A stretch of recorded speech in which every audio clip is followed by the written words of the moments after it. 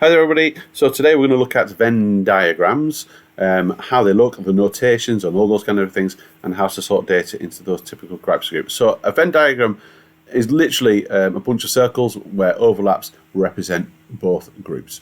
Okay, so if I actually put these numbers into a Venn diagram, all right, what we need to do is essentially put a big box and then obviously decide how we're going to split them. All right, so what we've got over here is anything that fits in the times table, the 5 times table, into this box, and anything which is odd is going to go into this circle, and anything that goes as odd is going to go into this circle. All right, and anything that fits both criteria goes in the middle.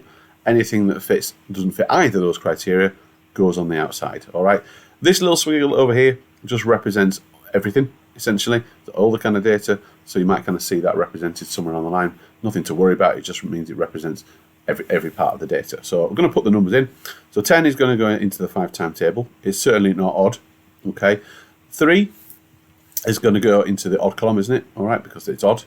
15 is both in the 5 time table and odd, so it goes into the middle. And then a 4, well, that doesn't go into any of those, so it kind of sits outside. All right, so that's essentially a Venn diagram. All right, and how I had to kind of put it together.